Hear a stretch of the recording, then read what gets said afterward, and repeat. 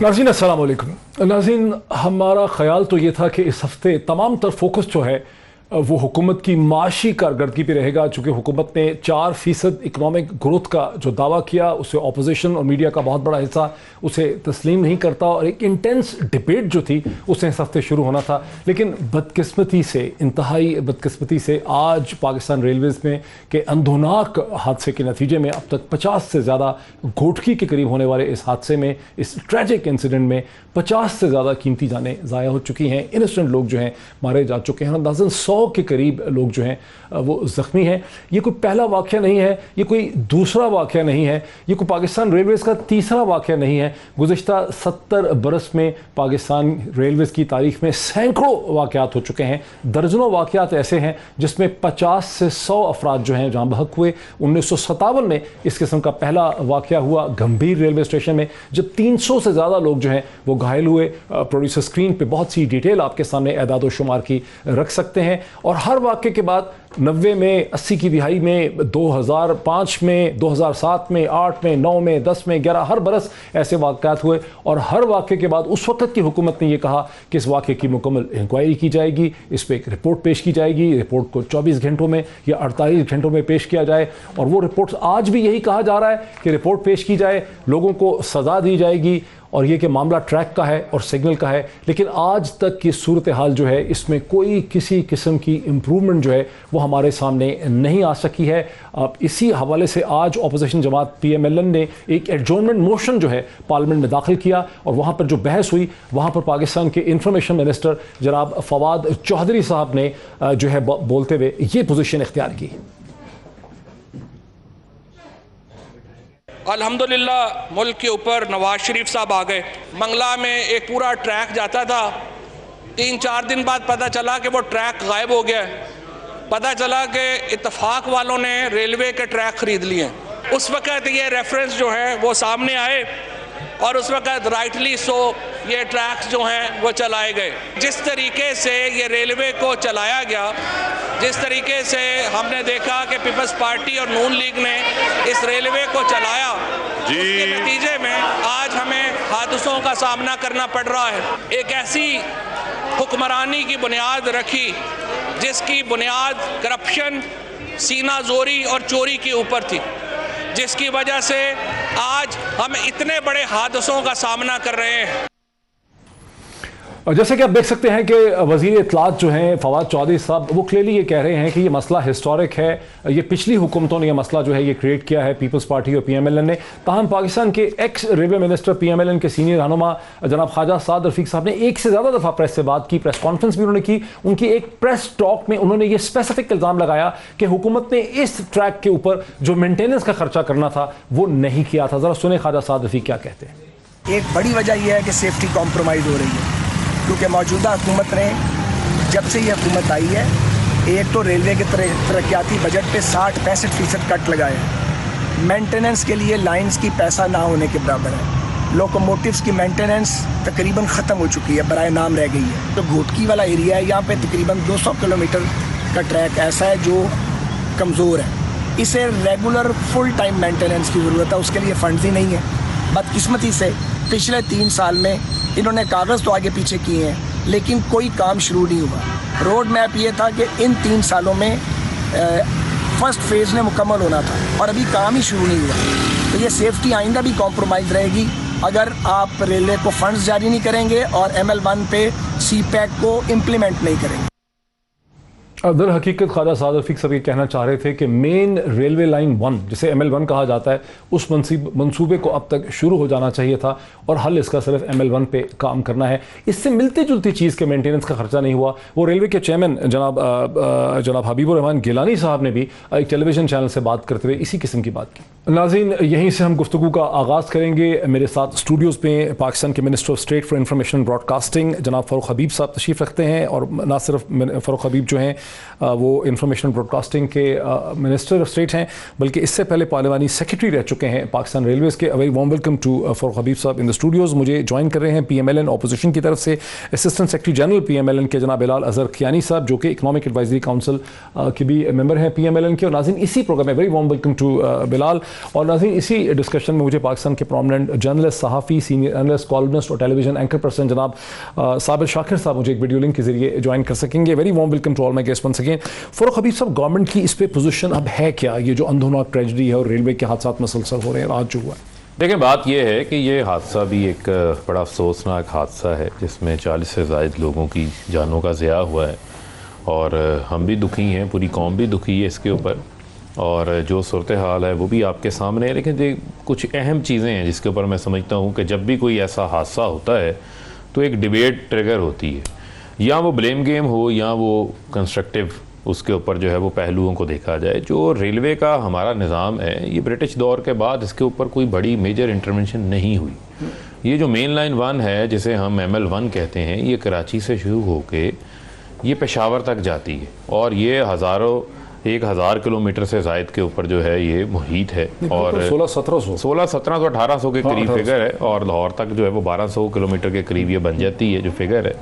और इसके बेशुमार वजूहत, इसमें बेशुमार अनमैन्ड लेवल क्रॉसिंग्स हैं। सिग्नल सिस्टम रेलवे का जो है वो पुराना है। जो हमारा जो पटरी की ट्रैक की बात करते हैं, ट्रैक तो वक्तन फ़क्तन जो है वो चेंज होता रहता है, और ट्रैक के ऊपर जो रेलवे का टेक्निकल डिपार्टमेंट है, जो AGMI है, FGR है, वो अपनी रिपोर्ट सबमिट करके उसके ऊपर मेंटेनेंस का काम करते रहते हैं। लेकिन बुनियादी चीज़ ये है कि क्या हमारा मॉडर्न सिस्टम है रेलवे का सिग्नल सिस्टम? नहीं है। क्या हमारा जो कांटा बदलने का सिस्टम है वो मॉडर्न है? नहीं है। तो वो तमाम सवालात मौजूद हैं। लेकिन आज मुझे कुछ ये वो लगा कि आज असेंबली में एहसन इकबाल साहब ने तकरीर लंबी चौड़ी झाड़ दी पकड़ के, आज ख्वाजा साद रफीक साहब ने झाड़ दी। अभी मैंने सुना वो कहते हैं 200 किलोमीटर का ये ट्रैक कमज़ोर है। जी, वो ये कह रहे थे कि ये पुराना नहीं है, अंग्रेजों के ज़माने का। उन्होंने कहा ये 200 किलोमीटर का, ये कहते हैं कि ये इस पे ट्रैक का इशू नहीं है। मैं रेलवे के निज़ाम की बात कर रहा हूँ। जब मैं रेलवे के निज़ाम की बात करता हूँ तो उसमें फिर रेलवे का वो पुराना सिग्नल सिस्टम भी आ जाता है, रेलवे का बहुत सारा इक्विपमेंट भी आ जाता है, रेलवे का टेलीकम्युनिकेशन का सेटअप आ जाता है, बहुत सारी चीज़ें उसके अंदर कवर होती हैं।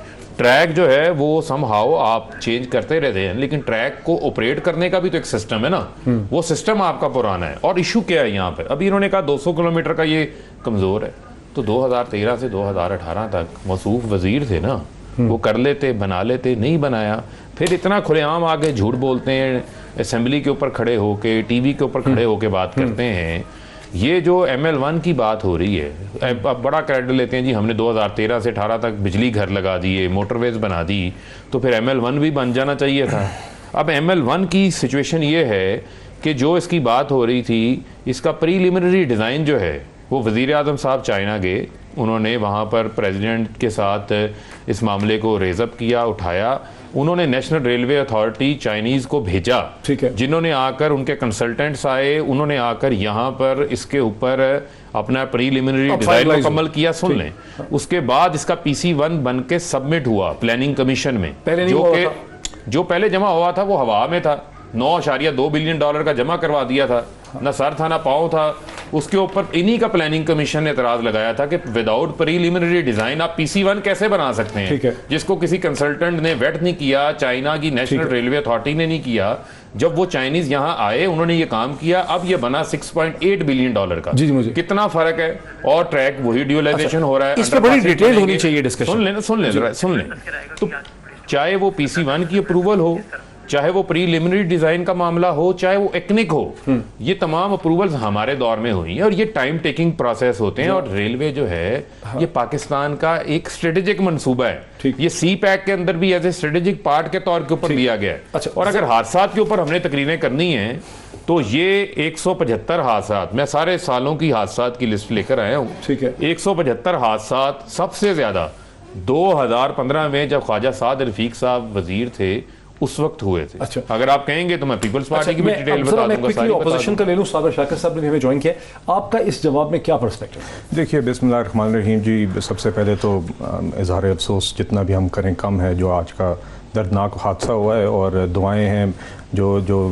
जो जो लोग शहीद हुए हैं उनके लवाहिकीन के लिए कि उनको अल्लाह ताला सब्र जमील अता फरमाए, और जो ज़ख्मी हैं अल्लाह ताला उनको शिफा दे। लेकिन ये बड़ी बदकिस्मती की बात है, फवाद चौधरी साहब की आपने अभी एक क्लिप चलाई है, जो रवैया, जो टोन, जो टेनर, जिस तरह का इनका तंजिया किस्म के लहजा था, ये आज मुनासिब था क्या इस तरीके से ये आज पॉलिटिकल पॉइंट स्कोरिंग या इस तरह का बात करनी क्या मुनासिब थी? आज बजाय इसके कि ये जिम्मेदारी उठाएं, ये अब तकरीबन 8वां हादसा है इस हुकूमत के दौर में। 150 अफराद अपनी जान खो बैठे हैं इस हुकूमत की लापरवाही की वजह से, और उनके आप बात करने का तरीक़ाकार देखें और लहजा देखें, बजाय इसके कि वो बात करें कि किस तरह इसको इन्वेस्टिगेट किया जाएगा, किस तरह इसको अवॉइड करेंगे, वो आप उनकी ज़ुबान सुन लें और वही ब्रिटिश कॉलोनियल पुराना निज़ाम है, इनकी तरीक़ाकार यही रहा है। शेख रशीद साहब पहले थे, बजाय इसके कि इमरान खान साहब उनसे इस्तीफ़ा मांगते, जिस तरह वो दावा करते थे कि फ़ौरन हो जाना चाहिए, उसके बजाय उनको प्रमोट करके इंटीरियर मिनिस्टर पर लगा दिया। हालांकि शेख रशीद साहब जब ये हादसा उनके दौर में बतौर वज़ीर रेलवे हो भी रहे थे, तो बजाय इसके कि वो उसका जवाब देते, वो आके तंज और वन लाइनर सी ऑपोजिशन पे कर रहे थे। मिनिस्टर साहब कह रहे हैं कि ख्वाजा साद रफीक साहब के ज़माने में मैक्सिमम हुए हादसा। नहीं, देखिए बात ये है, अब आप इस हादसे पे ज़रा आ जाइए। नहीं, वो जो हुए हैं हादसा, और एहसन इकबाल साहब की भी तकरीर एक मजमूई फिगर दिया। नहीं, मजमूई नहीं दिया मैंने, तो सारे मेरे पास मुझे इजाजत दीजिए। अब 175 मैंने बड़ी पेशेंटली की बात सुनी। भाईजान मैं आपकी भी सुनूंगा, मैं तो नहीं, आप सुनिए ना, पहले आप काइंडली गुजारिश सुन लें। ये तरीकाकार ना अपनाएं जो आपका तरीकाकार आमतौर पर एहसन इकबाल साहब की भी फ्लोर वाला रवैया आप अपना रहे हैं। आपने पहले थोड़ी सी मुकम्मल करें, मुझे साबिर शाकिर साहब को जी फवाद चौधरी साहब ने थोड़ी सी मुनासिब की थी बात, अब आप फिर से उसी लेवल पे आ रहे हैं। देखिए गुजारिश ये कि ये जो आज हादसा हुआ है, ये इशू, ये ट्रैक 1985 में कंप्लीट हुआ था। जी बिल्कुल। इसको, ये इशू मेंटेनेंस का था, रोलिंग स्टॉक का भी और ट्रैक का भी। इसके ऊपर इन लोगों ने फंड्स रोक दिए हैं, वहां पे मेंटेनेंस का इशू है। और आपने चेयरमैन रेलवे का बयान चलाया जिसमें वो चीज़ तस्लीम कर रहे हैं कि कह रहे हैं जी क्योंकि ML1 पे हमने काम आगे करना है तो इसलिए हम इसके ऊपर फंड लगा रहे हैं, हम डबल फंडिंग नहीं कर सकते। अब दूसरी बात ये कि ML1 पे अभी तक क्यों नहीं हुआ? ML1 की जो टाइमलाइन PMLN छोड़ के गई थी, तो इस वक्त तक ये सेक्शन भी मुकम्मल होना था, लाहौर मुल्तान भी मुकम्मल होना था, पोटोहार का भी एक सेक्शन मुकम्मल होना था। PC1 ही मंजूर नहीं हुआ। नहीं, PC1 मंजूर, उस टेक्निकल डिजाइन वाज कंप्लीटेड जब PMLN खत्म करके आगे से आप मुझे बताएं। बात हो रही टेक्निकल, नहीं, अब मेरी गुजारिश PC1 अप्रूव्ड था। अब मेरी गुजारिश सुन लें। PC1 अप्रूव्ड था, PC1 अप्रूव्ड था ना।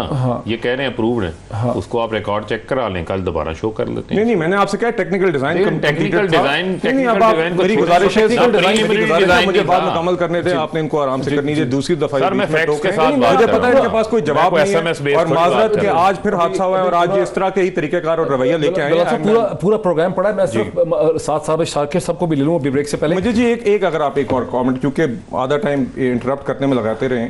देखिए डेवलपमेंट बजट जो रेलवेज का था वो PMLN 43 बिलियन रुपीस पे 43 बिलियन रुपयों पे छोड़ के गई थी, और ये 16 अरब रुपए पे आ चुके हैं। डिटेल हो जाएगी ये वो ब्रेक आ रही, 1-1.5 मिनट रह गए।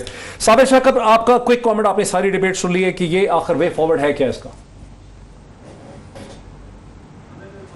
नहीं डॉक्टर साहब, इसमें हमारे यहाँ जो रेलवे हादसा की तारीख हो या फिर हमारे जहाज़ों के हादसा की तारीख हो, बड़ा अलमिया है, और इसमें जो भी गवर्नमेंट होती है वो इसी तरह की गुफ्तगू करती है और उसको सुधारती कोई भी नहीं है। और आपने देखा, ये तो एक रेलवे हादसात हैं, इसमें नवाज शरीफ साहब का दौर हो या पीपल्स पार्टी का दौर हो या मौजूदा दौर है, उससे पहले चले जाएं जो जावेद अशरफ काजी साहब होते थे वज़ीर रेलवे, तो हादसात इसी तरह हो रहे हैं और हर दफ़ा कोई ना कोई एक नया जवाब पैदा कर दिया जाता है कि इस दफ़ा हादसे की वजह ड्राइवर था, अगली दफ़ा बजाया जाता है नहीं वो नहीं था, ये रेलवे ट्रैक की नाक़स थी, कभी वो कांटे वाले पे डाल दिया जाता है। लेकिन जो असल अलमिया वो यही है कि कीमती इंसानी जानें जो हैं वो ज़ाया हो रही हैं और उनकी बाज़ पुरस उनको करने वाला कोई नहीं है। आज तक मैंने तो नहीं देखा किसी भी हादसे के किसी ज़िम्मेदार को जेल भेजा हो, बल्कि इब्तदाई तौर पे किसी पे मलबा डाला जाता है और उसके बाद उसको लुकआउट किया जाता है और मामला साफ हो जाते हैं। निज़ाम ही फरसूदा है। अगर हल ML1 है, अगर हल एक नया ट्रैक है, अगर हल कंप्यूटराइज सिस्टम है, अगर हल ये है कि फाटक ना हो, अगर हल है कि HR की ट्रेनिंग हो, तो फिर जेल भेजना तो कोई हल नहीं है ना साबिर शाकिर साहब। Very quickly before the break. Sir एक डॉक्टर साहब पता है क्या डॉक्टर साहब, ये है कि हर दफ़ा हादसे की को मलबा डालना होता है ना, कोई रीज़न तलाश की जाती है। इस दफ़ा तो ना आपका रेलवे फाटक का इशू बना, ना कांटे वाला इशू बना, ना ड्राइवर इशू बना। इस दफ़ा तो बिल्कुल कम्युनिकेशन गैप जिसे कहते हैं वो था। अगर एक गाड़ी को हादसा हो गया तो दूसरी गाड़ी को बताने वाला कोई तो होता कि सामने से आ रहा है, फ़ौरन हेडक्वार्टर कोई इनका कम्युनिकेशन सिस्टम होता जहां बता दिया जाता है कि फ़लाँ हादसा हो गया है, तमाम गाड़ियों को रोक लिया जाए। ये एक टेलीफोन कॉल पे हो सकता है, एक टेलीफोन कॉल का है, लेकिन वो वही है ना, हर चीज़ वो कॉपी पेस्ट करके चलाई जा रही है और कोई ना कोई मलबा कोई एक करैक्टर तलाश कर लिया जाता है कि जनाब इस दफ़ा तो ये वजह बनी थी और पिछलों को भूल दिया जाता है। आज तक किसी में भी कोई ऐसा कार्रवाई नहीं हुई। अगर कार्रवाई होगी तो अगली दफ़ा कोई खौफ व हरास पैदा होगा और चीज़ों को ठीक किया जाएगा। ना मुहासबा होगा, ना एहतसाब होगा, अकाउंटेबिलिटी होगी और ना ही ये हादसा रुकेंगे और यही चीज़ चल रही है। मैं तो यही देख रहा हूँ। मुझे एक ब्रेक। साबिर शाकिर साहब क्लियरली समझते हैं कि अकाउंटेबिलिटी होनी चाहिए, एहतसाब होना चाहिए, लोगों को जेल में जाना चाहिए। मुझे ये शक है कि जब तक ये पूरा सिस्टम जो है इंप्रूव नहीं होगा, इसमें ट्रैक्स इंप्रूव नहीं होंगे, इसमें सिग्नल और कम्युनिकेशन इंप्रूव नहीं होगी, अच्छा ट्रेनिंग नहीं होगी, जब तक इसमें इन्वेस्टमेंट नहीं होगी, यानी कि मेन रेलवे लाइन 1 जब तक अपग्रेड नहीं होगी तब तक शायद इसका हल नहीं हो पाएगा। लेकिन जब तक मेन रेलवे लाइन को तो 10 साल लग जाएंगे, उतनी देर तक क्या होगा, इसमें मजीद बात को आगे बढ़ाते हैं आफ्टर ब्रेक।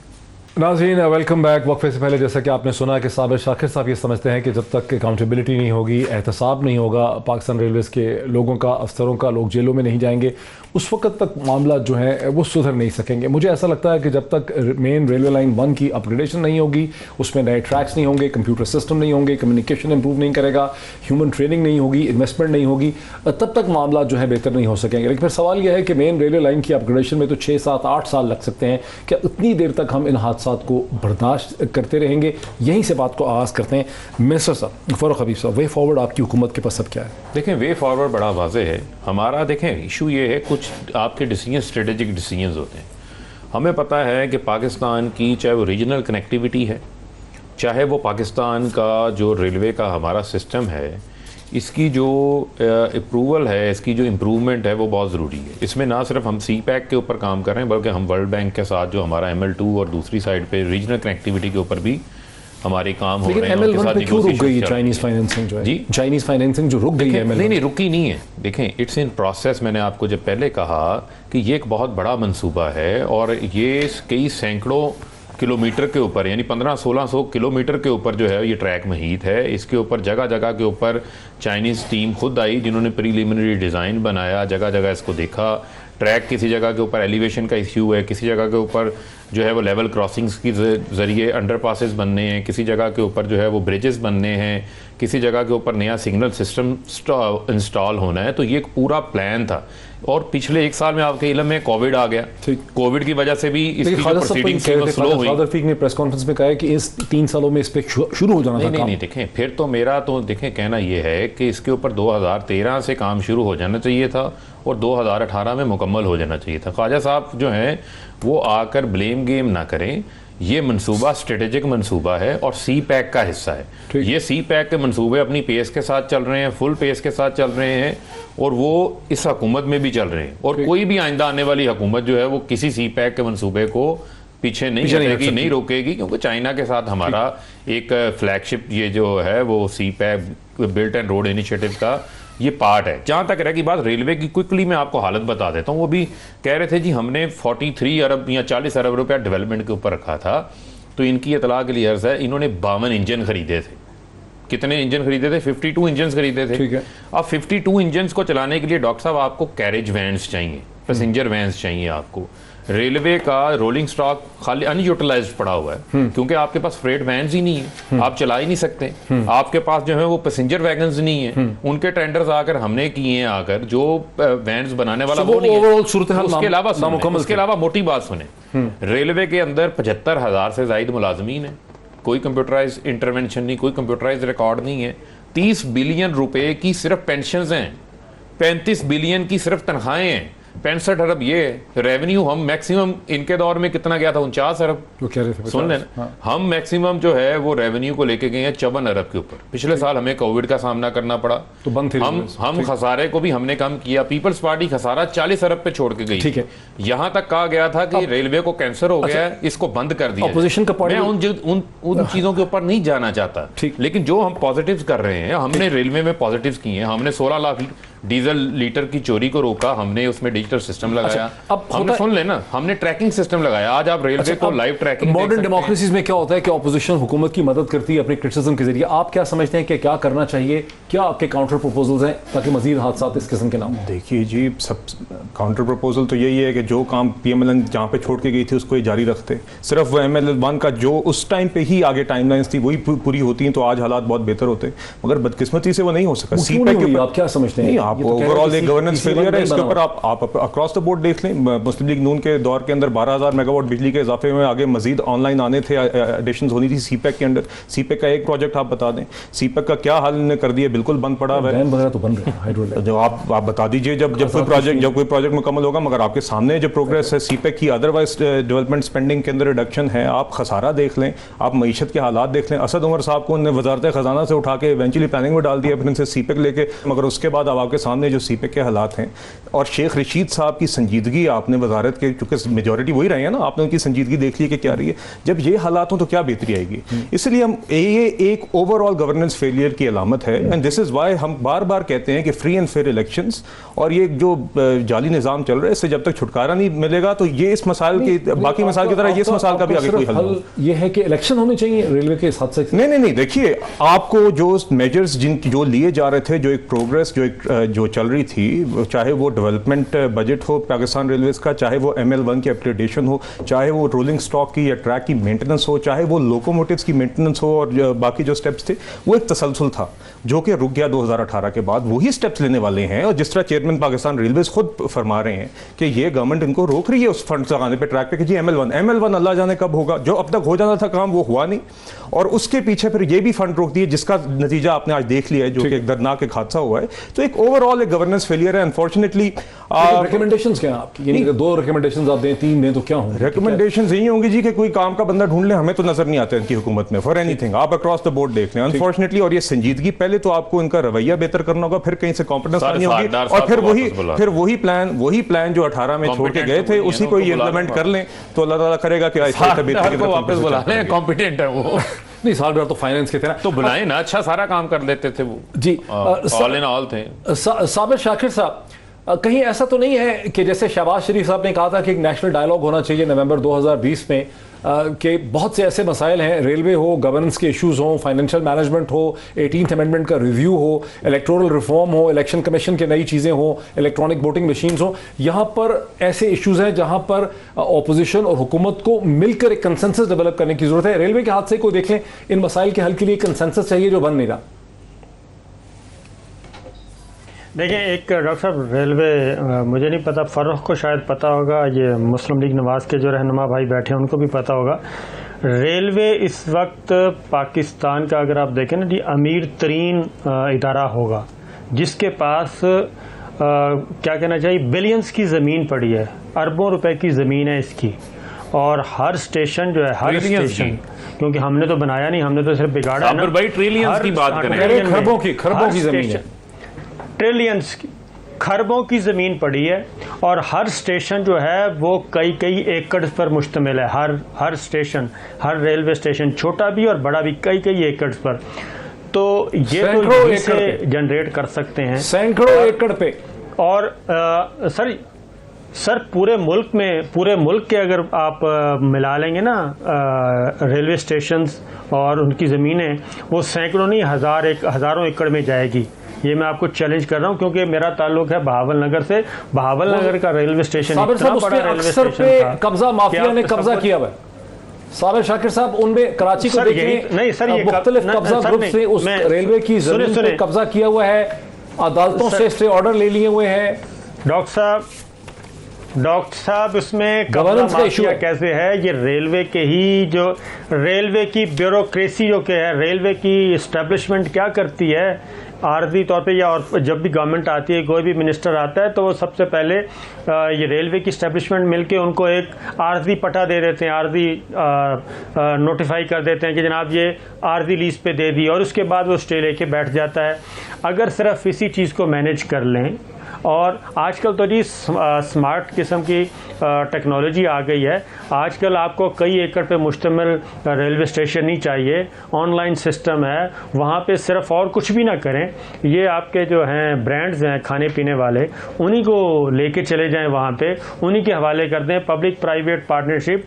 ये रेलवे यहीं से खुद खड़ा हो सकता है और बाहर से ना इनको ML1 की ज़रूरत है, ना कि बाहर से बजट की ज़रूरत है। लेकिन मसला ये है कि वो पीछे जिनको अलॉट की हुई हैं, जिनको वो ज़मीनें अलॉट की गई हैं, जिनको वो रेस्ट अलॉट किए गए हैं, वो सब के सब कोई पावर कॉरिडोर्स के अंदर ही उनके ताने बाने मिलते हैं, उनको कोई डिस्टर्ब है। और कुछ बाकी रेलवे के लोग हैं वो भी इस गंगा में नहाते हैं। तो ये चीज़ है। ठीक है, ये जो बात आपने की ना साबिर शाकिर साहब ने, ये बिल्कुल दुरुस्त बात है इनकी। हाँ। और ये वे फॉरवर्ड भी यही है। रेवेन्यू जनरेशन का, इसका खसारा ख़त्म करने के हवाले से भी रेलवे की अरबों खरबों की ज़मीनें रिडंडेंट पड़ी हुई हैं। हमने मैसिव ऑपरेशन लॉन्च किया है इंक्रोचमेंट्स के ख़िलाफ़। हमने हज़ारों एकड़ ज़मीन जो है उसको वागजार करवाया है। उसमें बहुत सारी ऐसी ज़मीनें हैं, रेलवे की ज़मीन को भी ऐसी, हाँ, रेलवे की ऐसी ज़मीनें हैं जो कि आपकी जो कमर्शियल लैंड्स हैं, जो कि शहरों का हिस्सा बन चुकी हुई हैं, रिडंडेंट पड़ी हुई हैं, और उस पर PPP अथॉरिटी बनी हुई है। और इसके ऊपर आदम स्वाति साहब जो है, जब उन्होंने चार्ज लिया है, वो इसी चीज़ के ऊपर काम कर रहे हैं और आपको आइंदा आने वाले दिनों में देखेंगे वो चीज़ होगी। और मैं बल्कि अप्रिशिएट करना चाहता हूँ साबिर शाकिर साहब को कि उन्होंने कंस्ट्रक्टिव बात की है, वे फॉरवर्ड उन्होंने दिखाया है। That should be the conduct of the opposition as well. ये थी कि जो बहुत से बड़े बड़े स्ट्रेटेजिक डिसीजंस हैं जिनका ताल्लुक इकोनॉमिक्स से है, इलेक्टोरल रिफॉर्म के साथ है, रेलवेज की रिफॉर्म के साथ है, और चीज़ों के साथ है, वहाँ पर आपकी और अपोजिशन के दरमियान ताउन क्यों नहीं हो सकता? जैसे कि शहबाज शरीफ साहब ने नवंबर में कहा कि एक नेशनल डायलॉग होना चाहिए, जिसको मिसाक के मईशत का नाम दिया उन्होंने। देखें, बात यह है कि वो कहते हैं कि बगल में छुरी मुंह में राम राम। मसला ये है कि आप नेशनल डायलॉग करें, हम तैयार हैं।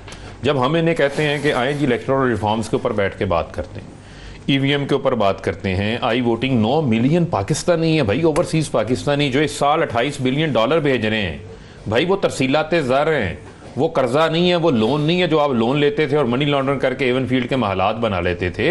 ये उनकी हक हलाल की कमाई बैंकिंग चैनल से पाकिस्तान आ रही है। ठीक है। जब उनको हम वोटिंग राइट देने की बात करते हैं और सुप्रीम कोर्ट के फैसले की बुनियाद पर बात करते हैं, ये जाके उसको चैलेंज कर देते हैं, इस्लामाबाद हाई कोर्ट के अंदर जाके उनके राइट के खिलाफ हो जाते हैं। एक तरफ कहते हैं बात करें, ताउन करें, दूसरी तरफ जो है वो चैलेंज करने की स्ट्रेटजी अपना लेते हैं। मुझे नहीं समझ आती कि PMLN क्यों इतनी कंफ्यूज है, क्या इनकी अप्रोच है, क्या इन्होंने पांव पकड़ने हैं, क्या इन्होंने मज़ाहमत करनी है, क्या इन्होंने मुफाहमत करनी है? इलेक्टोरल रिफॉर्म में इलेक्ट्रॉनिक वोटिंग मशीन्स में ओवरसीज में क्यों कोऑपरेट नहीं कर रही है आपकी? नहीं, देखिए बात यह है कि आपने जिस तरह का चार्टर ऑफ इकॉनमी की बात की, जो भी बिल ये लाना चाहते हैं ये लेके आएँ, उसको ये पार्लियामेंट में लाएं, मगर इनका ये जो तरीका ऑफ लेजिस्लेटिंग थ्रू ऑर्डिनेंस फैक्ट्री खोली हुई है। वाने सदर साहब को खुद नहीं पता होता वो किस चीज़ पर दस्तखत कर रहे होते हैं। कभी एक विक्टिमाइजेशन के रेफरेंस सुप्रीम कोर्ट भेज रहे होते हैं, कभी यहाँ पे ऑर्डिनेंस निकाल रहे होते हैं। इन लोगों ने पार्लियामेंट के सेशंस को एडजर्न करके उनके दरमियान में ये ऑर्डिनेंस निकाल देते हैं। ये कोई तरीक़ाकार है नहीं। आपने पहले आम इशूज़ पे देखा, जिस तरह बालाकोट जब स्ट्राइक्स हुई थी, एयर स्ट्राइक्स के टाइम पे भी इमरान खान साहब ने ये नहीं गवारा समझा कि अपोजिशन के सामने आकर खुद बैठ जाएं। जो शख्स अपोजिशन लीडर के साथ फॉर्मली इंगेज करने को तैयार नहीं है, क्या इनका रवैया ये एक बचगाना पेटी एक माइंडसेट है जो कि एक वज़ीर आज़म को ज़ेब नहीं देता। अगर आपकी ईगो इतनी बड़ी है तो आप ये छोड़ दें, ये काम इधर ये नहीं हो सकता। और बदकिस्मती से इनका वही रवैया रहा है हुकूमत में आने के बाद भी जो कि इनका उससे पहले था। ये समझते हैं ये अभी तक उस स्टेज पे कंटेनर पे चढ़े हुए हैं और ये धरना दे रहे हैं और अभी तक चीख रहे हैं और लोगों को बुरा भला कह रहे हैं। इस तरीके से हुकूमत नहीं होती, इसके नतीजे अब पूरी कौम भुगत रही है। सर, आई वोटिंग पे एतराज़ क्या है? देना चाहिए नहीं? देखिए, अब आप बुनियादी सवाल है। देखिए, इलेक्टोरल रिफॉर्म्स के ऊपर अपोजिशन एंगेज कर, इलेक्शंस एक्ट 2017 मुस्लिम लीग नून ने इस जिम्मेदारी से उस टाइम पे आपको दिखाया कि किस तरीके से एक आप अपोजिशन को और सबको साथ लेकर लेजिस्लेशन कर सकते हैं। दूसरी बात, हमारा जो मेरी अर्ज सुन लीजिए इस पर्टिकुलर इशू पे। देखिए, बुनियादी इशू अभी हमारे इलेक्शंस के साथ ये नहीं है कि हमारी लेजिस्लेशन में कोई कमी है। जब 2018 में आरटीएस डाउन हो जाए, जब डब्बे चोरी किए जाएं, कौन सी लेजिस्लेशन, क्या आप लेजिस्लेशन में ये लिखेंगे कि आरटीएस डाउन ना करें, कि डब्बे चोरी ना करें, कि इलेक्शंस को इन्फ्लुएंस ना करें, क्या धांधली ना करें? That is not the issue. Issue यहाँ पे अभी कुछ और है, और जब तक वो हम नहीं रेक्टिफाई करेंगे आगे फ्री एंड फेयर इलेक्शंस मुश्किल होंगे। इसलिए ये मुझे पता है डिफ्लेक्ट करने की कोशिश कर रहे हैं। अभी जो ट्रेन इंसिडेंट हुआ है, ओवरऑल जो इनकी गवर्नेंस है, ये आई वोटिंग पे लाना चाह रहे हैं। Minister of state for information है और अपने पॉइंट्स तैयार करके लाए हैं, मगर ये देखिए जनरली जी, बट देखिए मैं आपसे जो बात कर रहा था, जो आज का जो ट्रेन इंसिडेंट है, देखिए इट इज एक ब्रेक पे ले लूं। मैं ब्रेक ले लूं, नाज़रीन एक ब्रेक ले लूं। इसके हवाले से इलेक्टोरल रिफॉर्म, गवर्नेंस और इन तमाम इशूज़ पे मजीद बात करते हैं एक ब्रेक के बाद। हमारे साथ रहिए आफ्टर द ब्रेक। नाज़रीन वेलकम बैक। मैं चाहता हूं कि बिलाल कियानी साहब जो है वो थोड़ी सी बात अपनी कंप्लीट कर लें। आप स्पेसिफिकली बता दें कि ओवरसीज वोटिंग से आपको क्या खौफ है? लोग समझते हैं शायद ओवरसीज वोट से डर रहे हैं आप लोग।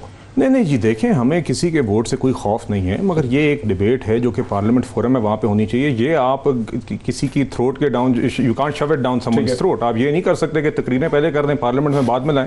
पार्लियामान एक फोरम है, वहाँ पे रेलेवेंट कमेटियों में जाए। इसको पार्लियामेंट में नहीं ला रहे हैं ओवरसीज वोटिंग को? सर हम तो ओवरसीज वोटिंग को पार्लियामेंट में ला चुके हैं। बात ये अक्टूबर 2020 का बिल पड़ा हुआ है, 3 इजलास पार्लियामेंट्री कमेटी के हो चुके हैं। और इन्होंने ईवीएम मशीन देखी नहीं है, देखे बगैर ही उसको इन्होंने रिजेक्ट कर दिया है। दूसरी इन्होंने ओवरसीज वोटर्स का जो राइट है, सुन लें, जो ओवरसीज, आखिरी बात, जो ओवरसीज वोटर्स का राइट है वो सुप्रीम कोर्ट का फैसला आया हुआ है कि इनको आपने राइट देना है। ओवरसीज वोटिंग पे देखिए, we want to discuss it as part of a larger package. ये आप आइसोलेट करके इश्यूज को, कभी ईवीएम कभी वोटिंग, ये आप इस तरह नहीं कर सकते। ओवरऑल इलेक्टोरल फॉर्म से जो भी डिस्कशन होनी चाहिए वो फोरम पे, उस पे पार्लियामेंट के फोरम पे होनी चाहिए। दूसरी बात ये, जिस तरह कि मैंने आपको पहले कहा कि legislation on electoral on elections act, ये प्राइमरी इशू नहीं है हमारे इलेक्शंस के साथ। जो इशू था वो आपने डस्का में देखा, जो इशू था वो आपने 2018 में देखा, उसकी तरफ आए, उसको एड्रेस करें, जवाब दें। अभी तक डस्का के अंदर किसने पोलिंग अफसरों को उठाया था? क्यों आज तक चीफ सेक्रेटरी खामोश है? क्यों वही जो कमिश्नर वहां से गायब हुआ था, वो रिंग रोड वाली जगह पे यहाँ पे पिंडी में लगा दिया गया था? ये असली इश्यूज हैं, इसके ऊपर आए। अगर आप वाकई में फ्री एंड फेयर इलेक्शंस चाहते हैं, जो हमारा नहीं ख्याल ये चाहते हैं, बिकॉज नतीजा वही होगा जो आपने बाय इलेक्शंस में देखा है अभी। तो अगर दे जेन्युइनली आर इंटरेस्टेड, तो that is the topic they need to address. आपकी इजाजत से एक चीज बस, रेलवे इंसिडेंट के बारे में वेरी क्विकली, कि इंक्वायरी हम डिमांड करेंगे जी नेचुरली, एंड आई होप एक फुल फॉर्मल इन्वेस्टिगेशन होगी कि आज का क्या हादसा हुआ, और उस तरह की ना हो जिस तरह की इन्होंने रहीम यार खान में जब 70 लोग शहीद हुए थे तो उन्होंने कहा इलेक्ट्रिक शॉर्ट सर्किटिंग। बाद में पता चला था शुरू में हुकूमत ने आके सिलेंडर पे ब्लेम की थी। आई होप इस तरह की हरकत ये फिर से नहीं करेंगे। जी साबिर शाकिर साहब, आप समझते हैं कि इलेक्टोरल रिफॉर्म के हवाले से और इलेक्ट्रॉनिक वोटिंग मशीन्स के हवाले से, ओवरसीज पाकिस्तानीज को वोट दिलवाने के हवाले से ऑपोजिशन और हुकूमत में कोई कंसेंसस हो पाएगा? लेकिन डॉक्टर साहब, ये जो एक बात है की जाती कि जी मिसाक फ़लाँ मामले पे मिसाक कर लें, मिसाक मईशत कर लें, फ़लाँ मिसाक कर लें, फ़लाँ मिसाक कर लें। मैं ये कहता हूँ कि तमाम पॉलिटिकल पार्टीज इस वक्त पार्लियामेंट में मौजूद हैं, और जो कायमा कमेटी होती हैं, स्टैंडिंग कमेटीज़ होती हैं, ये बैकबोन होती हैं। और स्टैंडिंग कमेटीज़ में हर पार्टी की नुमाइंदगी है, हर पार्लिमानी पार्टी की नुमाइंदगी है उधर। कोई एक भी ऐसा रुकन नहीं होता कि जिसकी हर कमेटी में कोई ना कोई प्रेजेंस ना हो, नुमाइंदगी ना हो। तो जब भी कोई बात होती है बाहर से, तो हमारे जो पॉलिटिशियंस हैं, हमारे जो मुंतखब नुमाइंदे हैं, ये कहते हैं जी पार्लियामेंट बालादस्त है और सुप्रीमेसी सिर्फ पार्लियामेंट की होनी चाहिए। जब पार्लियामेंट को कोई जिम्मेदारी दी जाती है तो फिर उस वक्त ये डिमांड करते हैं कि जनाब नहीं, पार्लियामेंट से बाहर ज़रा मिल बैठ के कोई मिसाक करते हैं। तो पार्लियामेंट से बाहर मिसाक करने की क्यों ज़रूरत होती है? यकीनन उसमें कोई ना कोई गिव एंड टेक के मामला होते हैं कि जनाब आप हमें यहाँ से क्वेश्चन दें, हम आपको यहाँ से क्वेश्चन देंगे। अगर नीयत साफ़ हो तमाम पोलिटिकल पार्टीज की, गवर्नमेंट है या अपोजिशन, तो भाई अगर उनके पास कोई तजावीज़ हैं, डॉक्टर साहब सुने, मैं वही कह रहा हूँ कि अगर उनके पास, अगर वो पार्लियामेंट के अंदर कोई मिसाक करना चाह रहे हैं, तो हर मंगल का दिन जो है वो प्राइवेट मेंबर्स डे होता है, उसमें वो बाकायदा तौर पे बिल की सूरत में सबमिट करवा सकते हैं। और अगर उसको गवर्नमेंट अपोज करेगी तो पता चल जाएगा कि जनाब ये मुस्लिम लीग नवाज़ इतनी सिंसियर थी और इतना अच्छा, या पीपल्स पार्टी या प्राइवेट मेंबर्स डे पे बहुत सारे अरकान अपने बिल पेश करते हैं, कोई रेजोल्यूशन जरा रुकें यहीं पे, उसको जरा यहीं पे रुकें। बारी तो फरोख टेबल हबीब साहब की है, लेकिन ये चूंकि बात शहबाज शरीफ साहब से इसका ताल्लुक है, जरा रुक जाएं सर, रुक जाएं।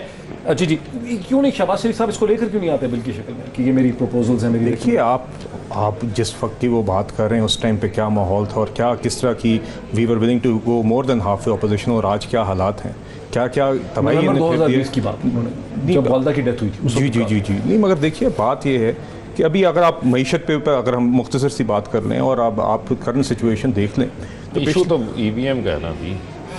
नहीं, वो ये कह रहे हैं कि शहबाज शरीफ साहब अपने प्रपोजल ले आए ना पार्लियामेंट के साथ। नहीं, देखिए प्रपोजल बिल ये ले आए हैं और उसको रेलेवेंट फोरम के ऊपर डिस्कस कर लेंगे, और ये डिस्कशन को इस तरह डिक्टेट नहीं कर सकते कि वज़ीर आज़म साहब तकरीर कर दें और कहें जी ये कर नहीं रहे, मान नहीं रहे। आप ले आए हैं बिल, पार्लियामेंट के अंदर जो भी फोरम होगा, जो भी तरीकाकार होगा, वो हम पार्टी और ऑपोजिशन PMLN अपने तरीके से उसको करेगी। ये डिक्टेट नहीं कर सकते हम किस तरीके से करेंगे। और अगेन मैं फिर से रिइटरेट करूंगा कि that is not the main issue with our elections and our electoral system. जी देखें डॉक्टर साहब, इशू ये है, बात ये है कि चोरी होती है, आप चोरी को रोकने के लिए कैमरे इंस्टॉल कर लेते हैं। डॉक्टर साहब ये कह रहे हैं डब्बे चोरी हो जाते हैं, और भाई अगर डब्बे चोरी हो जाते हैं, अगर आपको डब्बों की फिक्र है तो आप बताएं आपका चीफ सेक्रेटरी आज तक क्यों खामोश है? सुन ले मैं क्यों आप उसका जवाब क्यों नहीं दिया? आपको जवाब आ जाएगा, जरा सुन लें। इशू ये है कि इनका जो मसला है, जो ईवीएम लगाना चाह रहे हैं हम, ईवीएम लाने का हमारा मकसद ये है कि ये जो कहते हैं ना डब्बे चोरी हो जाते हैं, 2013 में पूरा इलेक्शन चोरी हो गया था। मसला डब्बों का नहीं है, मसला निज़ाम का है। अगर आप ईवीएम होगा तो ईवीएम मशीन अगर आपकी वहां से कोई उठाएगा भी तो उसका बैकएंड के ऊपर डेटा रिकॉर्ड मौजूद होगा, और बैकएंड जब आपके ऊपर कुछ और भी हो सकता है। सुन लेना, बैकएंड पे आपको बिठा देंगे ना। मसला ये है कि यहाँ पर जो लोगों को उठाते हैं, बैलेट पेपर्स गायब हो जाते हैं, अंगूठों के निशान लगा देते हैं, उसके बाद आप वेरिफिकेशनों के प्रोसेस में पढ़ते हैं। 4 हल्के तहरीक इंसाफ ने खुलवाए थे। एक सवाल आप ये कितने इंतखाबात आप ये चाहते हैं कि अभी जो डब्बे उठाने की और पोलिंग अफसरान को उठाने की जहमत करनी पड़ती है वो भी ना करना पड़े, वो मशीनों के अंदर हो जाए। आपको शक है कि मशीनें? जी देखिए, आप मुझे बताएं जो होता रहे यहाँ पे। मशीन लगता है कि देखिए ये ये देखिए सर, एक मिनट, बड़ा सादा सवाल है, आपने मशीन देखी? मैंने देखी है, आपने उसको काम करते देखा? देखिए बात ये नहीं, एक मिनट, क्या नहीं सुन लेना, आपने काम करते देखा? नहीं, मेरी अर्ज सुनिए सर, ऐसे ना करें, आप इसका डिक्टेट नहीं कर सकते। देखिए, आप ये नहीं कह सकते कि ये मशीन है, इसको देखें। सर, हम आपको दावत दें। आपने पहले उसके ऊपर आप मशीन को देखें, क्या एक लॉजिक क्या उसका केस आप ये कहना चाह रहे हैं कि उसको बताएं कि उसमें खामी क्या है। चाय कॉफी सैंडविच के साथ दावत दे रहे हैं। बात इस पर्टिकुलर मशीन की नहीं है, बात ये नहीं है। देखिए, ओवरऑल ईवीएम्स हो या एनीथिंग एल्स इलेक्शन रिलेटेड, इनको पहले हमें जो हमारे कंसर्न्स 18 के और इन बाय इलेक्शंस के से पहले इसको एड्रेस करें। दूसरा, जो भी आप चीज लाना चाह रहे हैं उसका एक केस प्रेजेंट करें, एक्सपर्ट से प्रेजेंटेशंस दिलवाएं। ये आप ये नहीं कर सकते, आप ये नहीं कर सकते। नहीं, और आप पंजाबी में कहते टक लगाएं। नहीं, और दूसरी बात ये है, ये एक्सपर्ट से हम प्रेजेंटेशंस इनको दिलवा देते हैं। दूसरी बात ये है, दूसरी बात इंटरेस्टिंग, लड़ाई ना हो, बाकी इंटरेस्टिंग। दूसरी अर्ज ये सुनिए कि आप मुझे बताएं डस्का में जो हुआ उसका आज तक पूरी की पूरी ब्यूरोक्रेसी आज तक खामोश है, चीफ मिनिस्टर से लेकर नीचे तक। उसमें तो फिर इलेक्शन अगर आपने नहीं, हाँ जी, मगर आप खामोश रहे, आप आज तक खामोश रहे। आपने पहले इलेक्शन कमीशन के री इलेक्शन के फैसले को चैलेंज किया, सुप्रीम कोर्ट में रोकने की कोशिश की और आज तक जवाब नहीं दिया। आज तक जियो फेंसिंग में भी साबित हुआ कि वो 20 पोलिंग अफसरान एक जगह पे मौजूद थे और आपने आज तक वो चीफ सेक्रेटरी और इनकी पूरी की पूरी इंतजामिया खामोशी पे बैठी। अच्छा, मैं एक आखिरी सवाल सिर्फ आपसे पूछना चाहता हूं कि चूंकि आप जो रिफॉर्म्स लाना चाहते हैं, इन्हें एंगेज किए बगैर और इनके साथ लिए बगैर तो ला नहीं सकते। बात यह है कि हम इनको हर तरह से एंगेज करने को तैयार हैं। पार्लियामेंट्री कमेटी बनी है, सीनियर लोग उसमें शामिल हैं। मुझे आप ये बताएं कि फ़खर इमाम साहब के ऊपर, उनकी ज़ात के ऊपर तो किसी को कोई इख्तलाफ नहीं है ना, होना नहीं चाहिए। सीनियर पार्लियामेंटेरियन है, ठीक है, स्पीकर भी रह चुके हुए हैं, उनकी सरबराही में कमेटी बनाई गई। पॉजिटिवली एंगेज करें और बहुत सारे मामलात पे ये एंगेज कर लेते हैं, लेकिन जहां धांधली को रोकने का निजाम की बात आती है, ईवीएम को लाने की बात आती है, वहां से ये भाग जाते हैं। ठीक, वहां से ये भाग जाते हैं। अच्छा, साबिर शाकिर साहब, एक मिनट है, इनको यही ठप्पा सिस्टम सूट करता है। साबिर शाकिर साहब, 60 सेकंड्स हैं, your last response and word on that. 60 second से भी कम है। डॉक्टर साहब, इस वक्त ना आरओज़ का मसला है, ना आरटीएस का मसला है, ना ईवीएम का मसला है, बल्कि हर पार्टी ये चाहती है कि ऐसा इलेक्शन हो जो उनके लिए फेवरेबल हो, और इसीलिए बैकडोर चैनल पे इस वक्त सबसे ज़्यादा शहबाज शरीफ साहब राब्ते में हैं और कोशिश कर रहे हैं कोई अंडरस्टैंडिंग हो जाए, और वो ओपनिंग बैट्समैन के तौर पे खेल रहे हैं। और देखते हैं कि उनकी अंडरस्टैंडिंग होती है या नहीं, उनको स्पेस मिलती है या नहीं, क्योंकि इस्लामाबाद आने के लिए आप फ़िज़ाई रास्ता इख्तियार करें या ज़मीनी, उसके लिए रावलपिंडी से गुज़रना पड़ता है। तो वो रास्ता तलाश करने की कोशिश की जा रही है। इंतखाबात के नताइज का कभी भी इनका इशू नहीं रहा। वो कहते हैं ऐसे नताइज हों जो हमें सूट करते हों, हम बताएं हम आपकी क्या खिदमत कर सकते हैं। वक्त मेरा बिल्कुल ख़त्म हो गया। साबिर शाकिर साहब, वक्त मेरा बिल्कुल ख़त्म हो गया। ट्रेन के हादसे से, अंधोनाक हादसे से बात शुरू हुई पाकिस्तान की गवर्नेंस के मसाइल के, सियासी पॉलिटिकल गवर्नेंस के मसाइल के। इस पर आपने 3 डिफरेंट पॉइंट ऑफ व्यू सुने, हुकूमत, ऑपोजिशन और एक इंडिपेंडेंट पॉइंट ऑफ व्यू। फैसला हमेशा की तरह आपका है। आज इतना ही, फिर आपसे मुलाकात होती है। बहुत शुक्रिया।